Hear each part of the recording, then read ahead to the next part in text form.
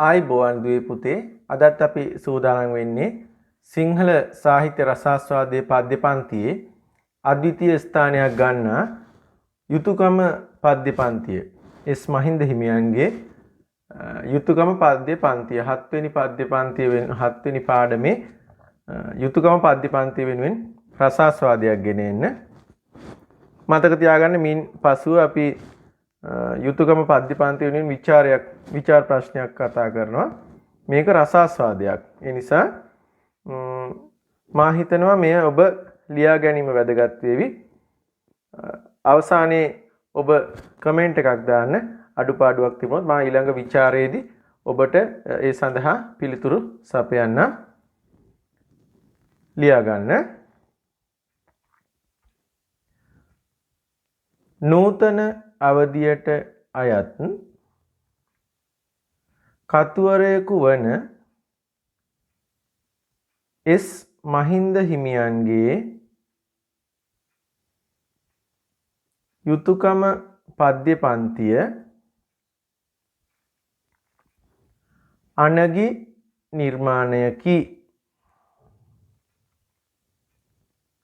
සැබෑ ලාංකිකයා සතු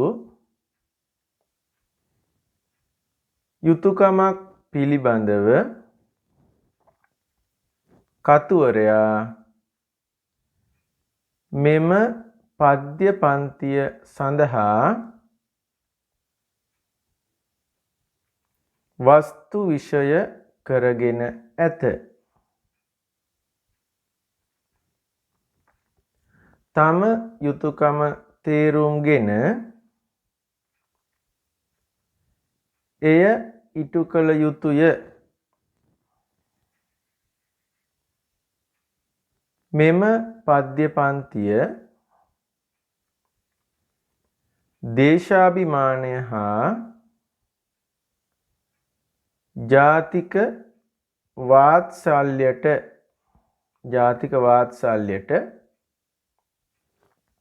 සීමා වූ පද්‍ය පන්තියක් නොවේ. තේමාව සර්වකාලීන බව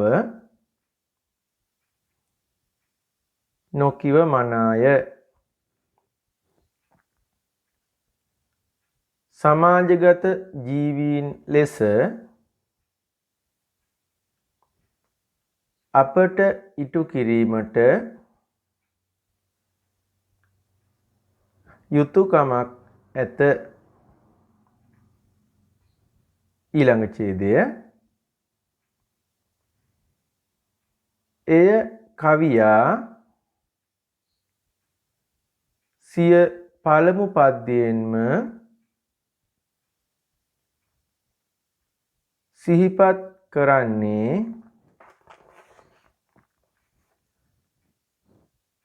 අභීත ස්වර පරාසයකට විහිදුවමිනි. උපතත් මරණයත් තනිව සිදුවේ නම් යුතුයකම හමුවේ කුමට බය වෙද්දැයි කතුවරයා අසයි. එතන ලියා ගන්න පළවෙනි පද්‍ය පන්තියේ පළමු පේලියයි අවසාන පේලියයි. ලියන පොත වගේම පෙළ පොතත් සාහිත්‍ය රසාස්වාදයේ පොතත් දිග අරගන්න පුතේ. ඒකේ පළවෙනි පද්‍යයේ පළවෙනි කවියේ පළවෙනි පේලියේ අවසාන පේලිය තමයි මම මේ කියන්නේ. උපන්නෙත් මැරෙන්නෙත් තනියමයි ලෝවේ. ඒ කවි අවසාන පේලිය මම ආයි කියනවා එතනම බියෙන් තැති ගැනුම අපහට තරම් නොවේ. එතන ඉතින් ඔයා දැනගන්න ඕන අර කවියක අවසාන පදය අවසාන අකුර එක පෙළට ගන්නෙ. උපන්නෙත් මැරෙන්නෙත් තනියමයි ලෝවේ. තිත් පේලියක් තියලා ගත්තට කමක් නැහැ ඕන්න. බියෙන් තැති ගැනුම අපහට තරම් නොවේ. ඊළඟ ඡේදය අපි ලියමු. කවියා පද්‍යකරණයේ යෙදුණු කාලය කවියා පද්‍යකරණයේ යෙදුණු කාලය වන විට බටහිර ජාතීන්ගේ පයට පෑගෙන දුහුවිල්ලක් තරම්වත් ශ්‍රී ලාංකිකයාට වටිනාකමක් නොවිනි. එය ශ්‍රී ලාංකිකයාට වටිනාකමක් නොවිනි. එය සිංහලද ද්‍රවිඩද මුස්ලිම්ද වෙනසක් නොවිනි. එය සිංහලද ද්‍රවිඩද මුස්ලිම්ද වෙනසක් නොවිනි. අධීන මහ ප්‍රාණ දී යන අධීන අභීත ශ්‍රී ලාංකිකයෙකු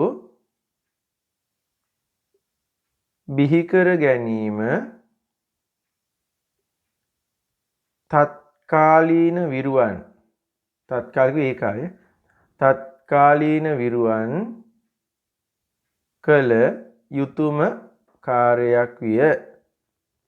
අධීන අභීත ශ්‍රී ලාංකිකයෙකු බිහිකර ගැනීම තත්කාලීන විරුවන් කළ යුතුම කාර්යයක් විය. ඇති හැකි අය සාමාන්‍ය ජනයා වෙනුවෙන් පෙනී සිටිය යුතු අය ඇති හැකි අය සාමාන්‍ය ජනයා වෙනුවෙන් පෙනී සිටිය යුතු අය බලය තානාන්තර පිත්තල බොත්තම හරි ඔබට ඇහුණා හරි. ඒ කියන්නේ ඒ වෙනකොට මේ ඒගොල්ලන්ට අර තාන්න මාන්න වෙනුවට දීපු ඒ වෙනුවෙන් දීපු මේ ප්‍රසාදයන් ඒවා. පිත්තල බොත්තම කඩු කස්ථාන වෙනුවෙන් බලය තානාන්තර පිත්තල බොත්තම කඩු කස්ථාන වෙනුවෙන් පරසුද්දන් පාමුල දනින් වැටෙද්දී අද්විතීය නායකත්වයක් ගනිමින් අද්විතීය කියන්නේ දෙවනි නොවන අද්විතීය නායකත්වයක් ගනිමින් ටිබෙට් ජාතික එස් මහින්ද හිමියන් පුතේ පොඩ්ඩක් ලියන්න එපා මේ පොතේ තියෙන එස් මහින්ද හිමි කියලා. ඉස්සර එහෙම තමයි කියලා තියෙන්නේ එස් වෙනුවට එස් කියලා. හොඳ ඒක ලොකු හානියක් නෑ. එස් කියලා ලිව්වත් වරදක් නෑ. පොතේ තියෙන එස් කියලා නිසා එයන් ආසයන දාන්නකො තින්. ආයි වැරද්දක් ඕනේ නෑ නේද? අඩුවක් මොකටද? ඔන්න ආයි මම කියනවා.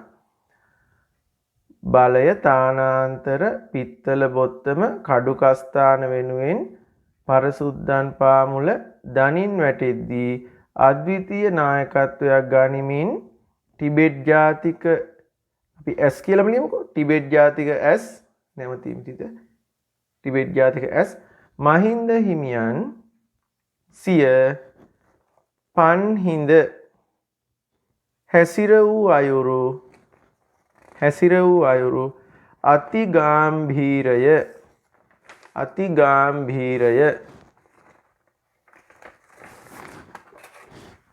අති ගාම්භීරය අලුත් ඡේදයක් ගන්න පුතේ.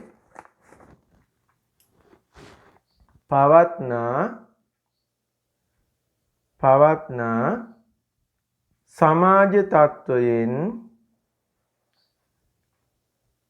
මිදී නිවහල් જાතියක්ව වහල් කිව්වේ වහල් නෑ කියන එකනේ. පවත්නා සමාජ තත්වයෙන් මිදී නිවහල් જાතියක්ව එකාවන්ව එක් සත්ව එක් සිත්ව නැගී සිටීමට නම්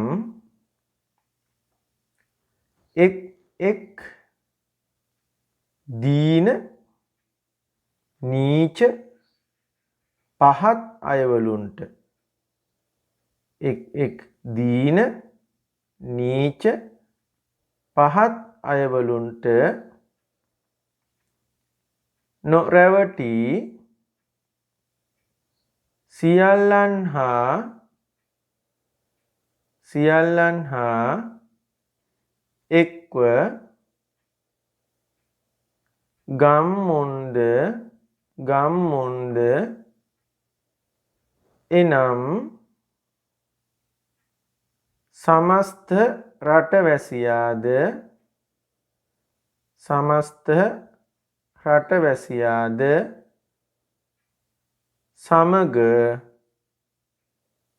සමස්ත රටවැසියාද සමග පිම්මක් පැනිය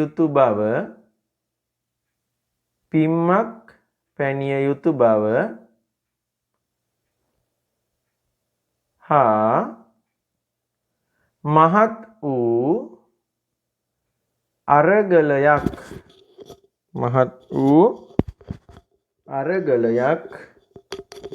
කළ යුතු බව කවියා දක්වන්නේ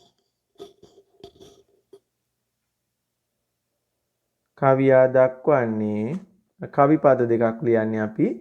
නම්බුව කැමති අය ඇතිනම් නොවී මුලා.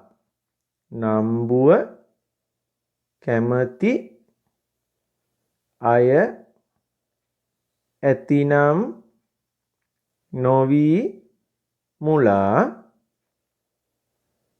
තිත් පෙළක් තියනකො ඒක අවසාන පෙළිය. පිම්මක් පනිමු. ඔයාලට කිව්වා වගේම පෙළ පොත ළඟ තියාගෙන වැඩේ කරොත් අපි දෙන්නටම ලේසි වෙයි. මොකද දුර ඉඳලානේ මේ දේ කියන්නේ. පිම්මක් පනිමු ගම්මුන්ගේ ජයම බලා යනුවෙනි. පනිමු මේ අලුත් ඡේදකින් ලියන්නේ. පනිමු යන වදන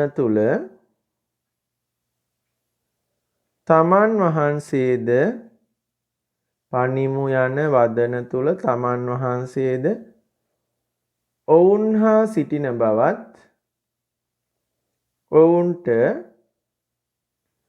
නායකත්වය සපයන බවත් විෂද කරයි. ඒ කියන්නේ පුතේ ඒත්තු ගන්නනවා කියන එක. ඔවුන්ට නායකත්වය සපයන බවත් විෂද කරයි. සාමූහිකත්වය එකාවන්ව බැඳී සිටීමේ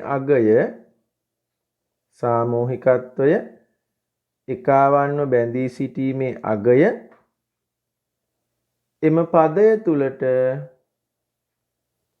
එම පදය තුලට එහිමියෝ ඒ හාමුදුරුවෝ කියන එක එහිමියෝ එක් කරන්නේ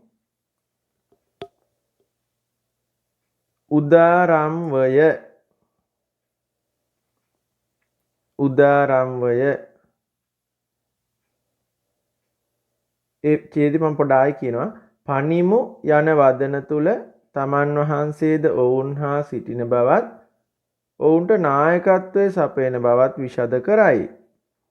සාමූහිකත්වය එකාවන්ව බැඳී සිටීමේ අගය එම පදය තුලට එහිමියෝ එක් කරන්නේ උදාරම්වය. ඊට පස්සේ ආයි කවියක පේලි දෙකක් ලියනවා පුතේ. උපන් ගමේ බල උරුමය රැක ගන්නට අනේ ඒ කවියේ උපන් ගමේ බල උරුමය රැක ගන්නට තිත් පෙළක් තියන්න අවසන් පේලියේකම ඉතින් යමව් ගම්මුන්ටම එක්වෙන්ට. උපන් ගමේ බල උරුමය රැක ගන්නට ඉතින් යමව් ගම්මුන්ටම එක්වෙන්ට. අලුත් ඡේදයක් යනුවෙන් කවියා ජාතියට ආරාධනා කරයි. යනුවෙන් කවියා ජාතියට ආරාධනා කරයි. මෙහි උපන් ගම ලෙසින් කවියා ගොදුරු කරගන්නේ සමස්ත ශ්‍රී ලාංකීය භූමියයි. එනම් මාතෘ භූමියයි. එනම් මාතෘ භූමියයි. පුතේ අලුච්ඡේදයක් ලියමු. උපන්නේද තනිවම නම් උපන්නේද තනිවම නම් මියෙන්නේද තනිවම නම් බිය වන්නේ කාටද? බිය වන්නේ කාටද? තම නිජ භූමියේ නිදහස දිනා තම නිජ භූමියේ නිදහස දිනා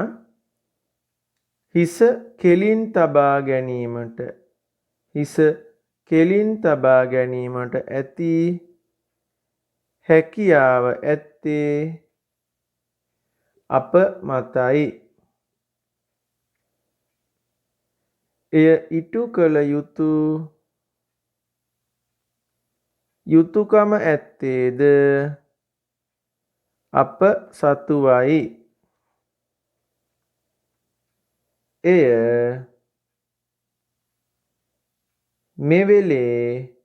මේ වෙලාවේ කියන එක. එය මේ වෙලේ අප දෙවුර මත shoulders අප දෙවුර මත ඇති වගකීමයි. එය මේ වෙලේ අප දෙවුර මත ඇති වගකීමයි. එම වගකීම මනාව වටහාගෙන ඇති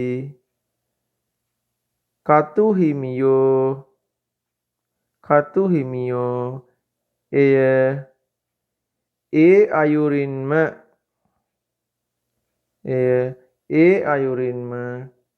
ශ්‍රී ලාංකීය ජන හදවත් තුළට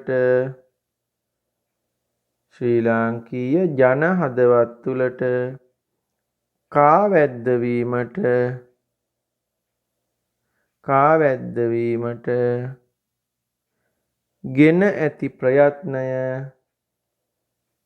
ගෙන ඇති ප්‍රයත්නය මින් ගම්‍ය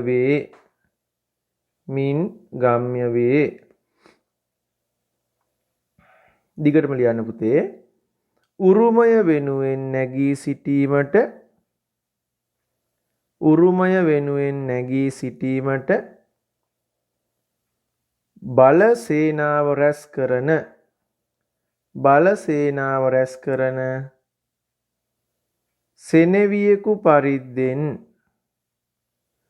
සෙනෙවියෙකු පරිද්දෙන්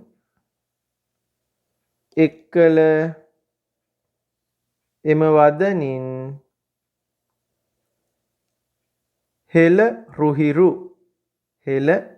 රුහිරු අවදි කරන්නට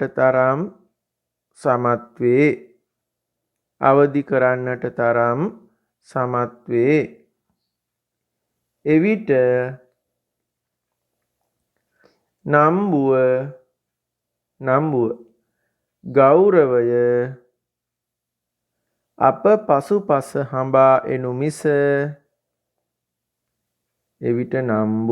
ගෞරවය අප පසුපස හඹා එනු මිස අප නම්බු තානාන්තරවලට යටත් නොවිය යුතු බව කවියා පවසයි. මේ වාක්‍ය මම ආයෙ කියනවා. එවිට නම්බුව ගෞරවය අප පසුපස හඹා එනු මිස අප නම්බුව තානාන්තර වලට යටත් නොවිය යුතු බව කවියා පවසයි.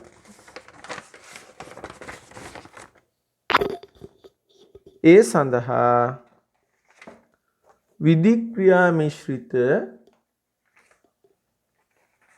බස්වහරක් යොදාගන්නේ ඉන්වර්ටඩ් කමාස් දාලා ලියන යමව් යන පදයෙනි.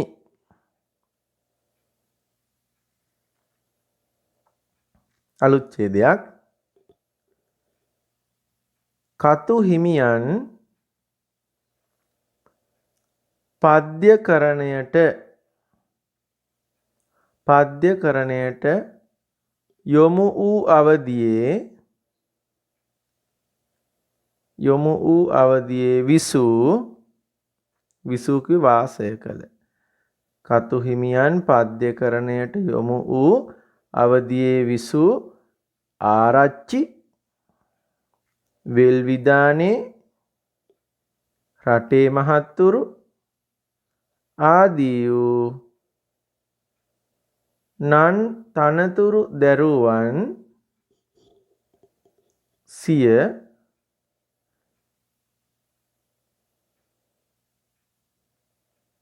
දේපල ගෞරවය නම්බුනාම කීර්තිය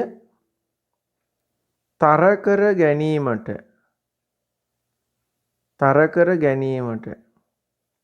ඇතැම් විට යත්න දැරුවේ ශ්‍රී ලාංකීය පොදු ජන හදවත් පාගා දැමීමට පරදේශක්කාරයින්ට සහාය ලබා දීමෙනි.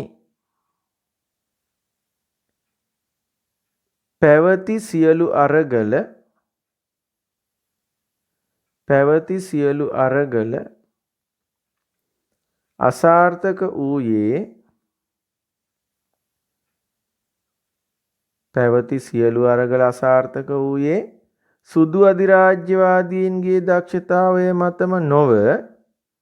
සුදු අධිරාජ්‍යවාදීන්ගේ දක්ෂතාවය මතම නොව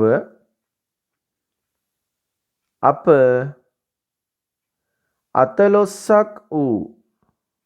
අතලොස්සක් වූ පටු අදහස් ඇත්තවුන්ගේ තමන්ගේ පෞද්ගලික කෙනෙකු නේද? පටු අදහස් ඇත්තවුන්ගේද උපක්‍රම නිසායි. එබැවින් ඔන්න කවි පද දෙකක් එනවා. එබැවින් ඔය කවි පදයක් ලියනකොට රූලක් ඇරලා හැම ලියයි නේද? එහෙම ලියන්න ඕනේ. කවි පදයක් ලියනකොට රූලක් ඇරලා ලියන්න. ආපහු ඡේදේ පටන් ගන්නකොටත් රූලක් අරින්න. බය නැතුව එහෙම අරින්න.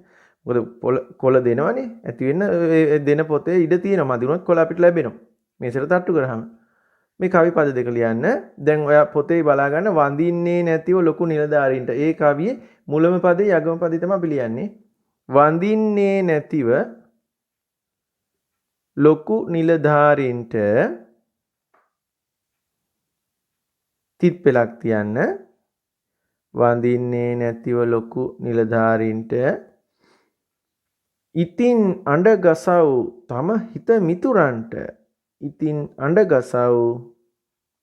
තම හිත මිතුරන්ට රූලක් ඇරලා තමයි ඕන දැන් අලුතෙන් පටන් ගන්නෙ. ලෙසින් කතු හිමි ආරාධනා කරන්නේ තමන්ගේ අසල්වාසීන් හිත මිතුරන්ද සමග එක් රොක්ව සාමූහිකව අරගලය ජයගනිමු යන ලෙසයි. අරගලය ජය ගනිමු යන ලෙසයි.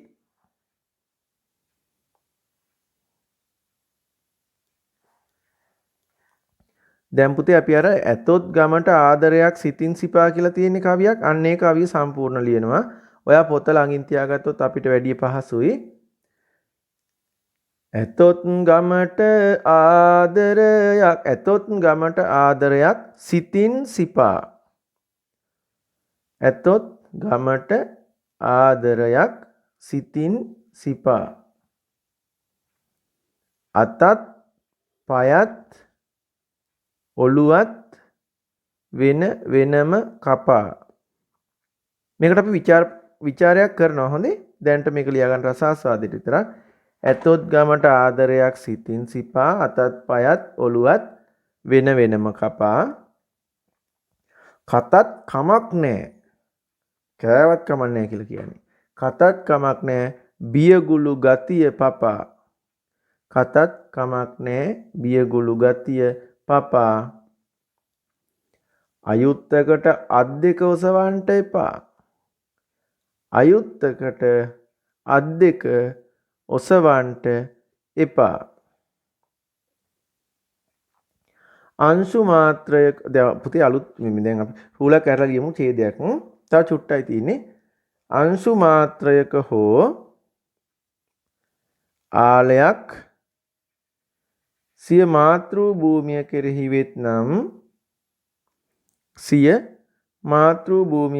වෙත්නම්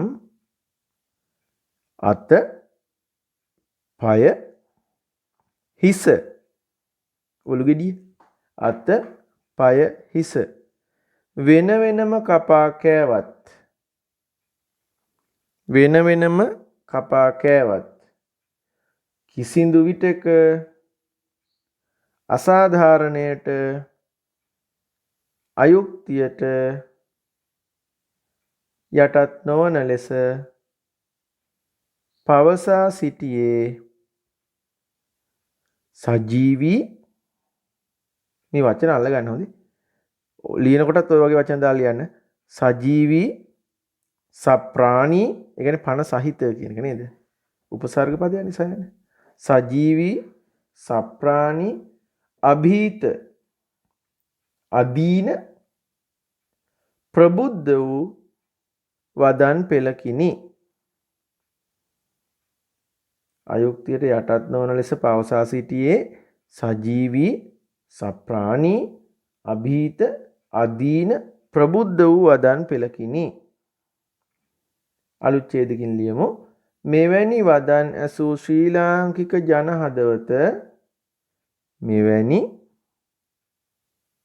වදන් ඇසූ ශ්‍රී ලාංකීය ජන හදවත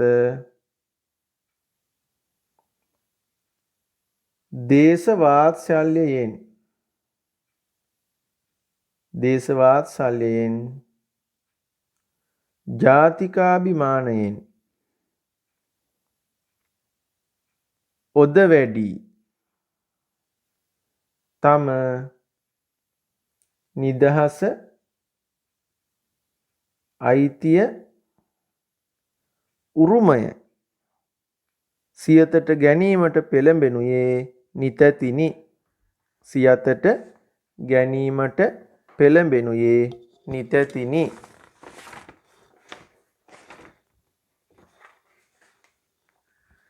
මේ වදන් තුල අතීත අභීත විරුවන්ගේ වීරත්වයද කැටි වී ඇත්තේ වෙඩි උණ්ඩයට නොබියව ලය පෑ ගෞරවනීය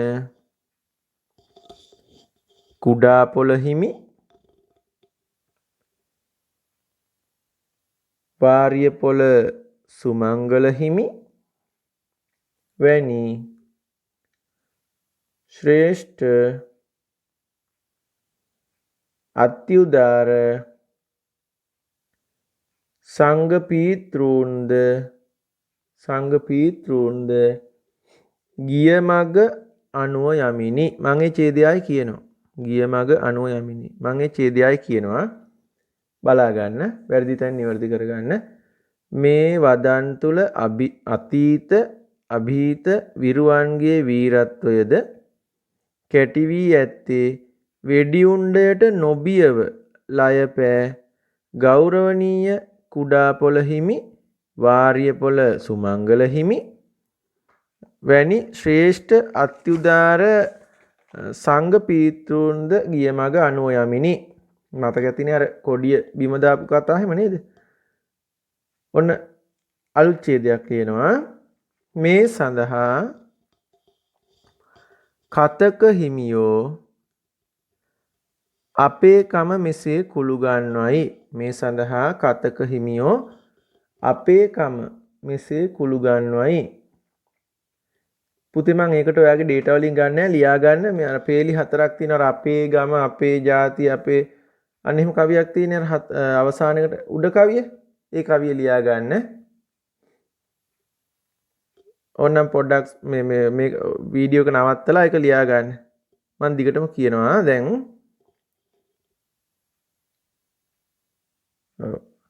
ඔන්න දැන් මම සටහන කියනවා මේ කවිය ලියන්න මම වෙලාව ගන්නෑ. ඔයා ඒක ලියා ගන්න ඇති කියලා මම විශ්වාස කරනවා. ලියා ගන්න බැරුණා නම් මේක පොඩ්ඩක් වීඩියෝ එක නවත්තලා ඉවරලා ඊට පස්සේ ආයෙ ලියා ගන්න. ඔන්න දැන් කියනවා රට ජාතිය ගම අසල්වැසියා යන සියල්ලන් අපේ බව පුන පුනා නැවත නැවත පුන පුනා පවසන්නේ වචන දෙකක් ළඟ ළඟ එනවා පුතේ. අපේ ඒ දෙක ඉන්වර්ටඩ් කමාස් දාලා ලියගන්න. අපේ කමාවක් අපේ යන වදන අනුප්‍රාසාත්මකව යොදමිනි. ඒකයි කියනවා රට ජාතිය ගම අසල්වැසියා යන සියල්ලන් අපේ බව පුන පුනා පවසන්නේ ඉන්වර්ටඩ් කමාස් ඇතුලේ අපේ කියන වචනේ දෙපාරක් එනවා. අපේ යන වදන අනුප්‍රාසාත්මකව යොදමිනි. ඉන් ප්‍රමුදිත වන ශ්‍රී ලාංකික ජන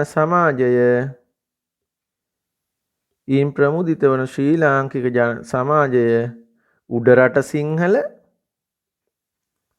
පහතරට සිංහල, නිලලත්, නිල නොලත් ආදී කිසිදු අයුරක බෙදීමකට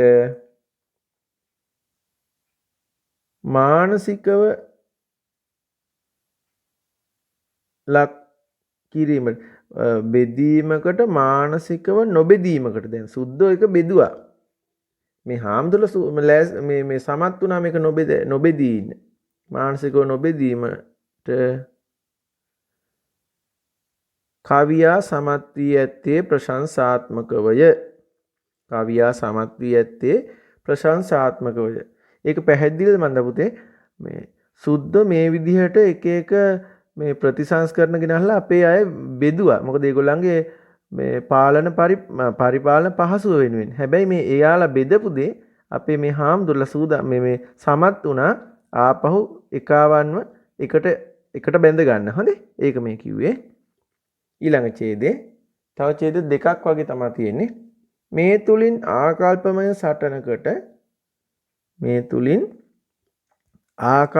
සටනකට ශ්‍රී ලාංකිකයා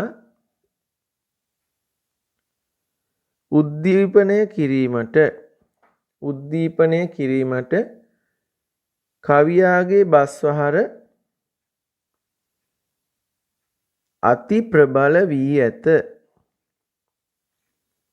ඒ තුල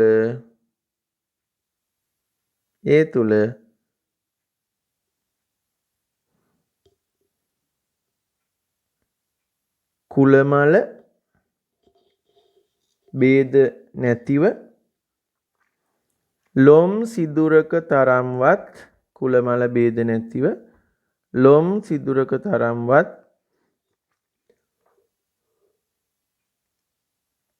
කුලල් කා ගැනීමකින් තොරව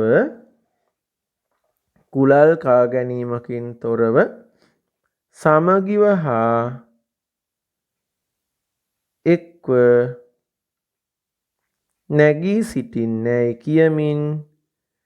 නැගී සිටින්නැයි කියමින් කවියා පද්‍ය අවසන්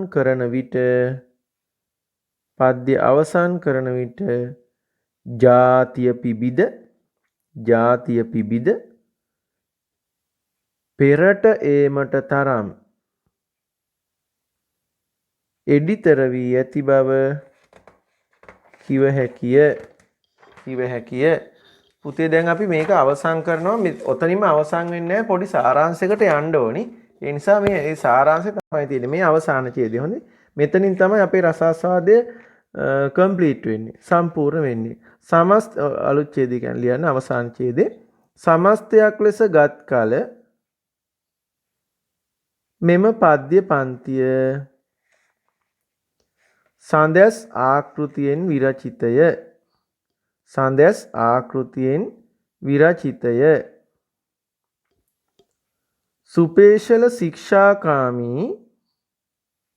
සුපේශල ශික්ෂාකාමී භික්ෂූන් වහන්සේ නමකට එහා ගිය. චුට්ටක් ලියන්න එපා. මේ සුපේශල ශික්ෂාකාමී භික්ෂුවක් කිව්වහම බොහොම භාවනානුයෝගී බික්කු සාරුප්‍ය මනාව පුරන එහෙම. හැබැයි මෙතන මේ තියෙන වදන් එක අපිට එහෙම ගන්න බෑ නේද? හොඳයි. ලියාගමු. ආයි මම ඔන්න ඔයා ලියපු චුට්ටකුත් ආයි කියනවා. සමස්තයක් ලෙස ගත් කල මෙම පද්‍ය පන්තිය සඳස් ආකෘතියෙන් විරචිතය. සුපේශල ශික්ෂාකාමී භික්ෂුන් වහන්සේ නමකට එහා ගිය සිය ආත්මය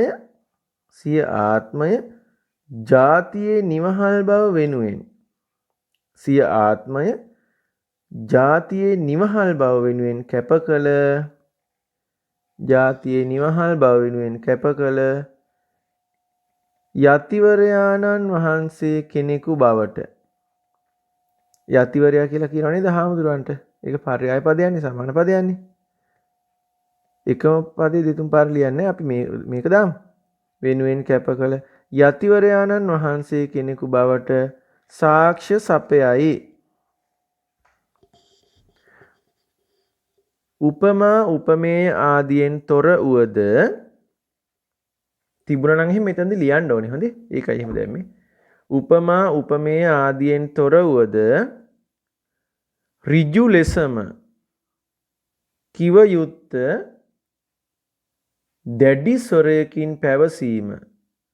දැඩි ස්වරයකින් පැවසීම පද්‍යයේ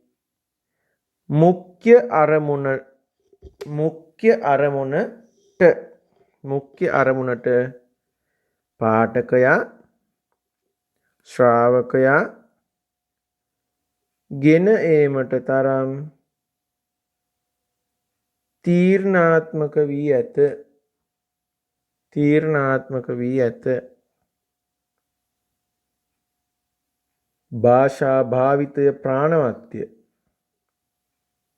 භාෂා භාවිතය ප්‍රාණවත්ය.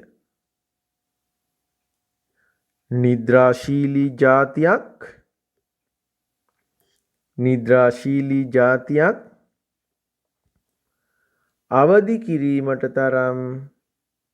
අවදි කිරීමට තරම් එය සප්‍රාණික වී ඇත. යුගයේ අවශ්‍යතාවයක් මෙසේ පන්හිඳෙන් ගෙන එමින්. පන්හිඳ කියන්නේ අර පුස්කොළ පොතේ ලියන යකඩ කූරක් වගේ කොටසක්නේ පන්හිඳ. ඒක දැකලා නැත්නම් ටීචර් සාහිත්‍ය රසාස්වාදයේ පොතේ මේ ටීචර්ලාට පොතක් තියෙනවා පුතේ මේ ගුරුවත් පොත කියලා. අන්න ඒකේ ඉස්සරහම තියෙනවා මේ පන්හිඳක රූපයක්. ඒක චුට්ටක් ටීචර්ගෙන් අහලා බලන්න. යුගයේ අවශ්‍යතාවය මත ලිව්වේ මෙහෙමයි. යුගයේ අවශ්‍යතාවයක් මත මෙසේ පන්හිඳෙන් ගෙන එමින් යටත් වූ හිස පහත් කොට දෙදනින් වැටී සිටි ශ්‍රී ලාංකිකයා නිදහස් නිවහල් ස්වෛරී පුරවැසියෙකු ලෙසින් දෙපයින් නැගිට පිටකොන්ද ඍජුව සහ